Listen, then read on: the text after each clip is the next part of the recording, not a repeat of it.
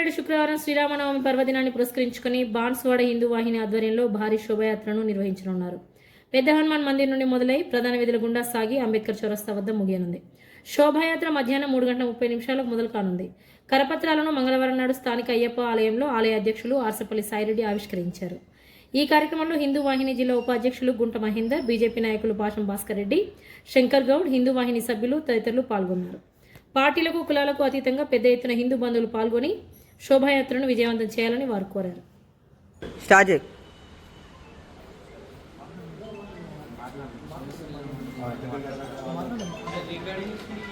జై శ్రీరామ్, జై హనుమాన్. 27/3/2026 రోజు శ్రీరామనవమి పురస్కరించుకొని బాన్స్వాడ పట్టణంలో భారీ సంఖ్యలో శ్రీరామనవమి శోభాయాత్ర మధ్యాహ్నం 3:30 గంటలకు పెద్ద హనుమాన్ మందిర్ నుండి ప్రారంభమై బాన్స్వాడ పురవీధుల గుండా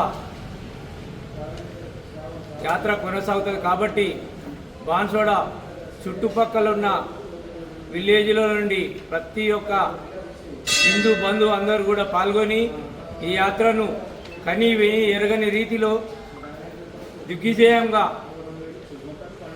అందరూ పాల్గొని దిగ్విజయం చేయాలని చెప్పి బాన్స్వాడ హిందూ వాహిని తరపున కోరుచున్నాం. స్వామి శరణమయ్యప్ప, జై శ్రీరామ్.